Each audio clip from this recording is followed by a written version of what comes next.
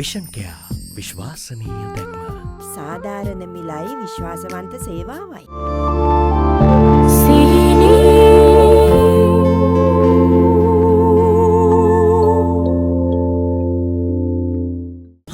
නියෝස්පේ ගන්න දේවල් වලට දැන් නියෝස් ඇප් එකෙන් ගෙවන්න හරිම ලේසි. පේ කරන ෆන් එක #නියෝස්පේට්.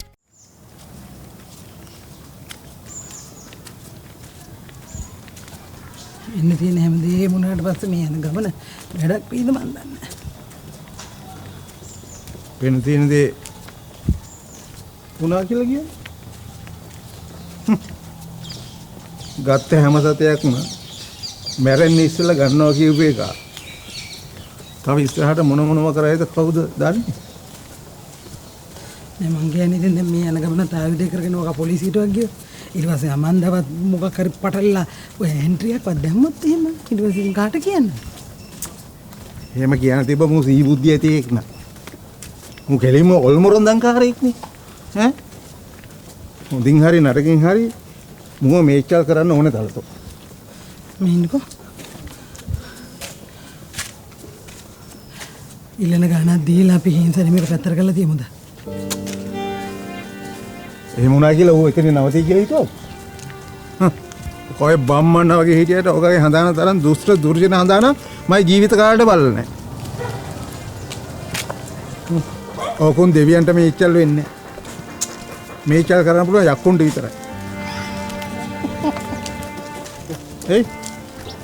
ඒ හින්දා දැන් ඔය අපි මාව ඉස්සර කරගෙන යන්නේ. මේ මගේ මුකුත් අහන්නද යා? යක්කු කියන්නේ උතර සමානකමක් තියෙනවා. ඈ? ළඟයි. නෑ හුටු කියලා මොකක් හරි කිව්වද? මොකද? නෑ ගෙදර ඉන්නවද දන්නේ නැහැ ළඟයි කියලා කිව්වේ. මිනිහා ගෙදර ඉන්නවද දන්නේ?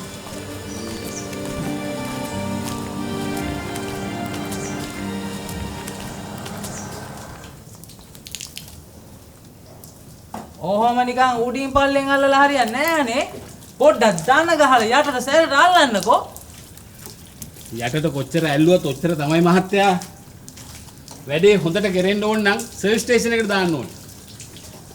සර්විස් ස්ටේෂන් වලට සල්ලි දෙන්න නම් මොකටද දාන්නේ? ඕගොල්ලෝ පඩි දීලා තියාගන්නේ.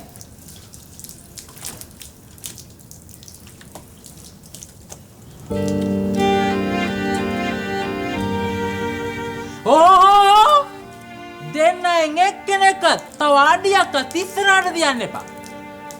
ආපු කාරණාව මොක වුණත් ඔහෙලට මේ හතර මායිම පා ගන්න තහනම් හරිය? අනේ මහත්තයෝ මේ මහත්තයාගේ හතර මායිම පෑගුවා නැතා කියලා අපිට මේ හතර මා නිදානේ පාල වෙන්නේ නැහැ. අපි මෙතෙන්ට ආවේ දැන් ආපු කාරණා ටික ඉවරයක් කරගෙන යන්න තමයි. ඕකට ඉතින් අපිට උලත් එකයි පිලත් එකයි නැද්ද? කියන්න දෙයක් ඔතන ඉඳලා කියලා යන්න පුළුවන්. එතනින් එහාට ඔහෙලයි අපේ ගනුදෙනුවක් නැහැ. එච්චරයි. අපි පැත්තෙන් ගත්තත් ඉතින් මෙතනින් එහා දෙයක් නැහැ. ඕක කියනවා ඉක්මනට. ඒතකොට ඉතින් අපිට තායි වෙන ගනුදෙනුවක් නැහැ නේ. මේ කල්ල ගන්නෝ. මේ තියෙන්නේ තමුන්නැහි කේන්දරේ අපේ දරුවගේ කේන්දරේ. මම මේ කියන කතාව ගැන සැකයක් විචිකිච්ඡාවක් තියෙනවා නම් වෙන කාට හරි දීලා බලව ගත්තත් කමන්නේ. මගේ බල්ලවත් ආයෝක අල්ලන්න නැතිකොට ආයි මොකට කාට දීලා බලවන්නද? එහෙනම් ඉතින් එච්චරයි ආයන්. මේ කේන්ද්‍ර දෙක මොන විදිහෙන්වත් ගලපනවා බොරු. කොටිම කියනවා නම් තමුන්නේ නයාන අපේ දරුවා මුකටිය. අපේ දරුවා නයාන තමුන්නේ මුකටිය. ඒ එකේ මේ වෙච්ච දේවල් නොවිච්ච ගාන දාලා දෙකොල්ලෝ දෙපැත්තට උනා නම් හරිනේ. ඒක කිලියන්නේ අපි ආ. හැබැයිට ඉතින් හරි දැන් කිව්වනේ. අපි යන් ආයෝකේ දෙන්නේ. ඔය මගුල් වල මොනවා ලියලා තිබුණත් මුගටියාගේ ණය සතේට බේරෙනකන් ණය පැත්තකට වෙනවා බොරු. ණය බේරලා ඉවර වෙනකන් ණය රෙද්දක් නම් පාරට බහිනවා බොරු. නේද රංජි? ෆ්‍රෙෂ් ග්ලෝ එකක් හෙව්වා මං නොන් ඔයිලි. ඒත් පොන්ස් ලයිෆ් මොයිස්චරයිසර් නිසා හැමදේම හරි.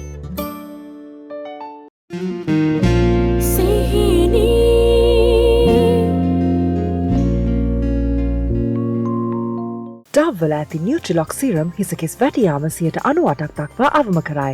Dove Hair Fall Rescue. Mobitel වෙතින් අන්ලිමිටඩ් Facebook සහ තවත් සමාජ ජාල රුපියල් 99ක් සහ බදු. එහෙමද? එහෙමද? මේ ගන්නවා අතට. මල් දියලා වෙනනම් ගල් ගාලා හරි මේ වැඩේ ඉවර කරන්න බලාගෙන තමයි මම ආවේ.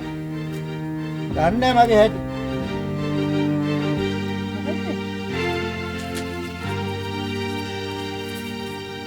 අනේ අම්මී යමේ සීලිය ඔය වැඩේ කරන්න එපා මගේ දෙයියෝ. ඔය වැඩේ නම් කරන්න එපා සීලිය. අනේ මේ ඔක්කොම බංගස්ථාන වෙලා යයි මිනිස්සුયો. මම ගෙයින් දොට්ට බැස්සේ එහෙම හිතාගෙන නෙමෙයි. හරිද? එහෙම හිතාගෙන නෙමෙයි ගහන්න වඳින එකත් මෝඩය වඳින්න ගහන එකත් මෝඩය කියනවනේ. කියන දේ අහන්න මුන් තිරසන් වුණාට අපි මිනිස්සුયોනේ අපි මේ වගේ වැඩ කරන්න ඕනේ. අනේ සීලිය යන්න. කටවාගෙන ඉන්නවා තමසේ කටවාගෙන ඉන්නවා. මේ ඔබ දැනගනින්. මේ ඇවිල්ලා ඔබේ උපන් වෙලාවට කැරකොප්පිය වලක්කුට 3 අරුවක් ජප කරපු 60 සෝමගේ මිනිහරු. ඔබට ඉස්සරහට ඉන්න වෙන්නේ ඒකේ මැරිච්ච ආත්මෙත් එක්ක. ඒක දැනගන්න. මිනිහලු පිඹින්න එපා දෙයියෝ. අනේ කියන දේ අහන්නකෝ. මු විනාශ වෙනවනේ. අනේ මම මේ විදිය දන්නවනම් එන්නෙත් නෑ. මේ මැරිච්ච ආත්මෙට වඩා මට වටිනවා මගේ ළමයාගේ ආත්ම කරුත්තේ. කියන දේ අහන්නකෝ. අනේ අයියෝ කවුරුත් නැද්ද? අනේ කවුරු හරි එන්නකෝ. අනේ එපා. කියන දේ අහන්න සිල්ලේ. ඔය මොකක්ද? අනේ අයියේ ඕක අත්දැකලා අන්න අයියේ මේ අපේ මහත්තයා කේන්ති රෝග කිව්වට අපේ මහත්තයා කිසිම බද්ද වෛරකින් නෙමෙයි ඔක්කොවේ. අනේ අයියේ ඕක අත්දැකලා දාන්න. නෑ මම අනේ එපා කියන දේ අහන්නකෝ. ඉතින් ඔය දැන් කියනවනේ අපි යන්කෝ නෑ මේක කල්යනේ හරි දැන් වෙච්ච දේ වුණා. දැන් අයියා යක්කා යන්නකෝ. අර කිව්වත් වාගේ නගර සභාවේ නෑම්බියෙකුට මගේ හිත ගියෙත් නෑ. උන්ගේ අප්පා මහපාරදි මට තොරන් පෙන්නුවෙත් නෑ. ඒකල්ලා ජෝඩුවත් එක මගේ සබ්බ සකන මලාවම සුද්ධ කරෙත් නෑ. එච්චරනේ. ඒක තමයි ඔය කොතාගෙන යන් සීලේ. දැන් ඉතින් මේ අපේ දරුවට වැරද්දක් වුණා මහත්තයාගේ උපම වෙලාව තියෙනවනේ අපි ගාව. ආයිම කොසල්ලි වලට වෙනස් කරන්න පුළුවනේ. උන් කොතා ගන්නකො. ඔන්න ඔය වෙලාවට තමයි මං කියන්නේ ගෑනුන්ගේ මේ වගේ වැඩවලට ගේන්න ඕනේ නැහැ කියලා. බස් එල්ලීගෙන ආවා. මාළුකොට. ඉතින් ඒක තමයි යනකම ඕක ගඟකට දාමු. ඉන්න මෙහෙ ඉන්න යන්න. පොඩ්ඩක් වැටුණාද මන්ද ඒක?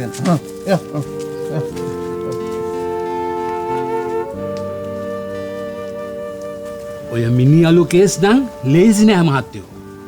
ඔය මල මගුල් පටලව ගත්තා වගේ නෙමෙයි ඕලින් ගැලවෙන්න ගියාම.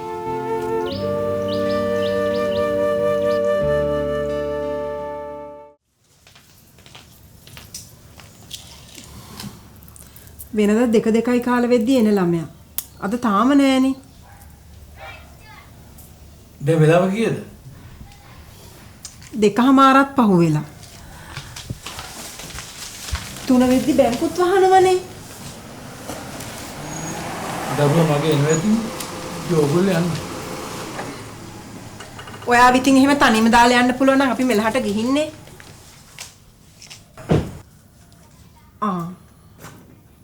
අර ළමයා නම් ආවා.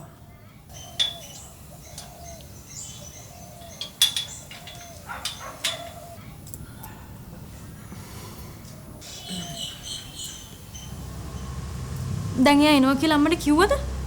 පිස්සුද ළමයා? ඒ ළමයා පහුගිය ටිකේ මේ කන්තෝරු යනවා වගේ උදේ හවස මෙහෙ බඩ ගාපු හින්දා මට ඉබේටම වගේ කියුණා.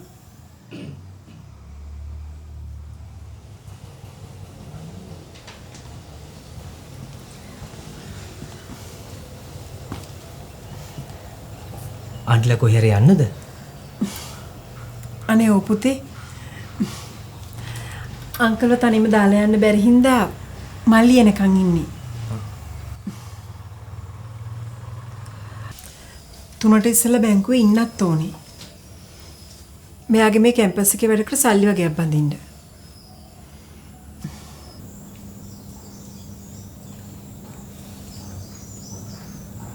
එහෙනම් ඉතින් අම්මා ඉන්න.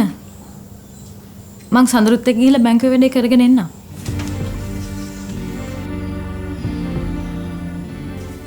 ඒ ගියත් දැන් 3 ඉස්සෙල්ලාම බැංකුවට යන්න බැරිය පුතේ.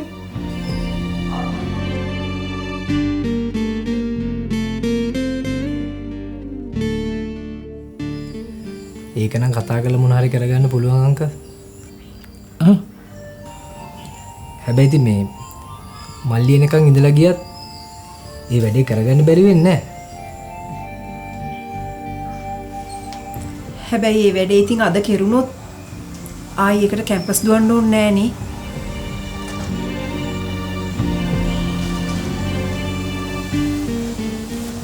මේ සල්ලි අම්මා ළඟනේ.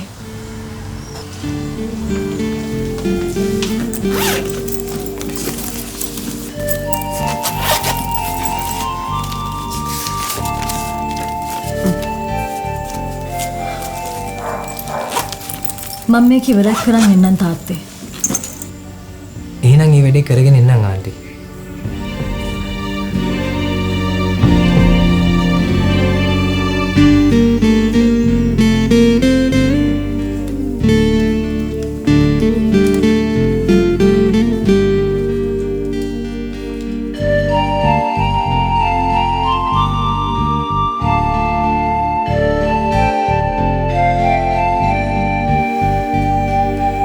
අන්තිමට යාටම තේරෙන්න ඇති ජීවිතය කියන්නේ මොකක්ද කියලා.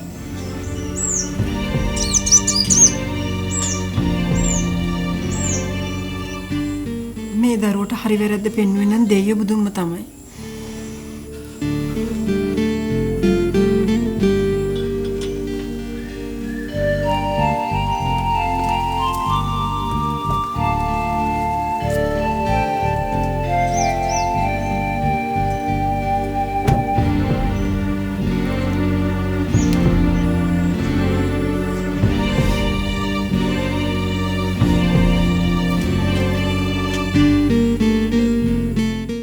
සංවේදීතාවය නිසා ඇතිවන වේදනාව ඔබත් පරාජය කරන්න. නව සෙන්සිටිව් එක්ස්පර්ට් බයි සිග්නල්.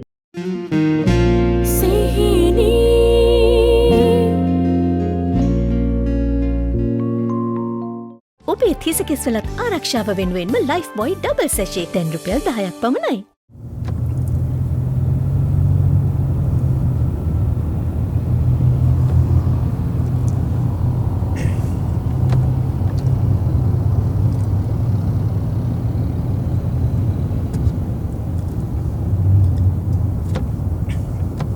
මොකද්ද බැංක් එක සීනි?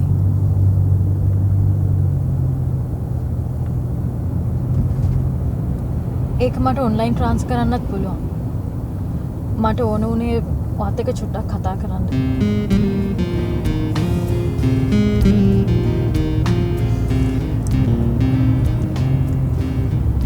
ඒකට කොහාටද වාට යන්න ඕනේ? එහෙම කොහාටවත් යන්න ඕනේ නැහැ. නිදහස් තැනක වාහනේ නතර කරාම ඇති.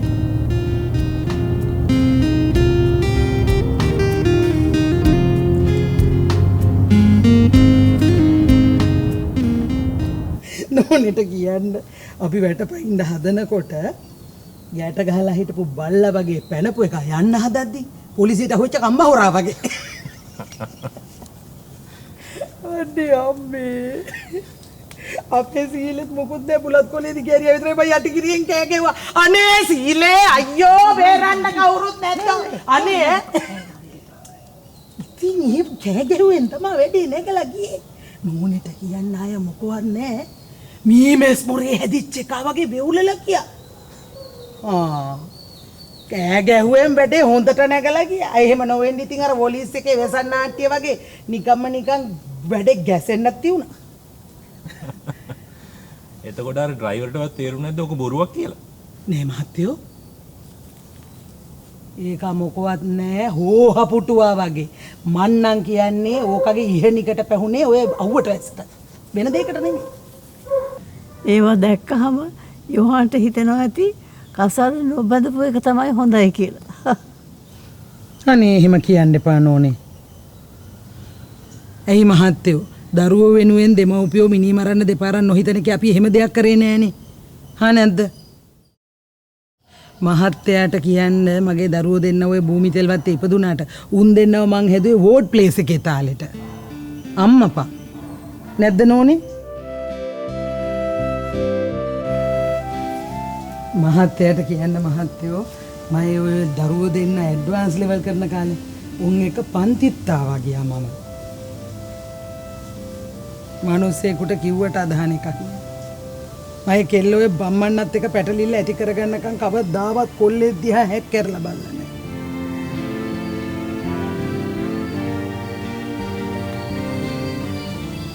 කොල්ලට නම් ඉතින් සෙල්ලම් සේනට වගේ හතර වටේ කෙල්ලෝ. ඒ වුණාට කවදාකවත් ඌ කෙල්ලන්ට අයුතු දෙයක් කරලා නැහැ. කවදාකවත් උන්ගෙන් අයුතු ප්‍රයෝජනයක් කරන්නේ නැහැ. එහෙව් කොල්ලට නීතින් අර කෙල්ල කොඩි විනේ කෙටුවේ.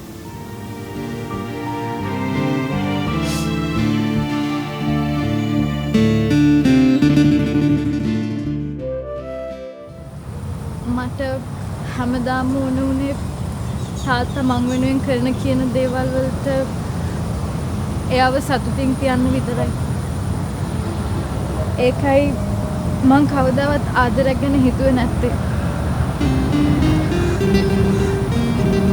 මට රස්සාවක් කරලා කවදාරි දවසක මගේ අතින් ගෙදර වියදම් කරන එක තමයි මගේ හිණ තිබුණේ.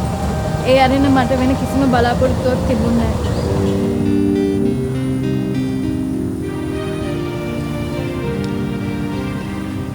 මට ගවර්න්මන්ට් කැම්පස් යන්න බැරි වෙච්ච එකට අම්මයි තාත්තයි හරියට වද වුණා.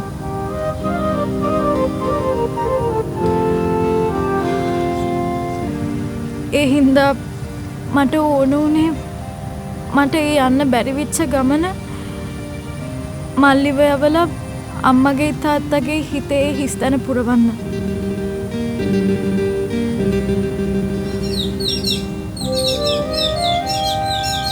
ඒ හැමදේම වෙනස් වුණේ එදා ඔයාව අහම්බෙන් හම්බුණාට පස්සේ සඳරු.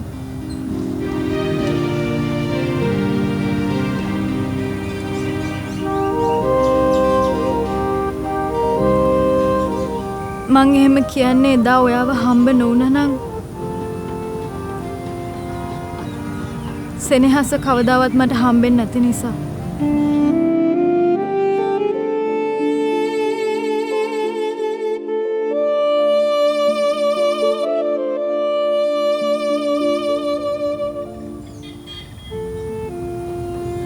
මගේ හිතේ තාත්තා හිටිය තැන එයත් නතර වුණේ ජීවිතේ අපායක් වුණා.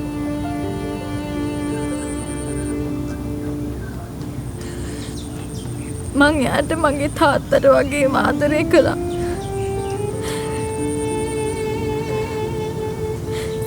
සමහරක් පිටීටත් වඩා.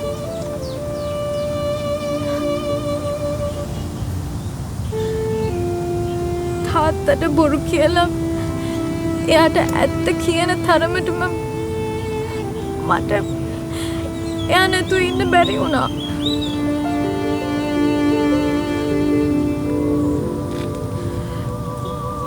අදටත් මගේ හිතේ එයා ගැන තිබිච්ච ආදරේ හැමමයි.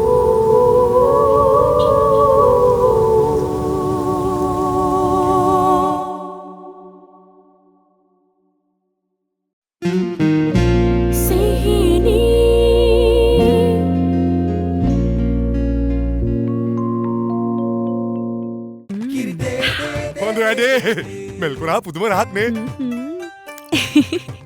තමුන් එක පුවක් ගහ කඩන කළ දෙපලක් විතර කම්බල නතර වුණොත් ඇති.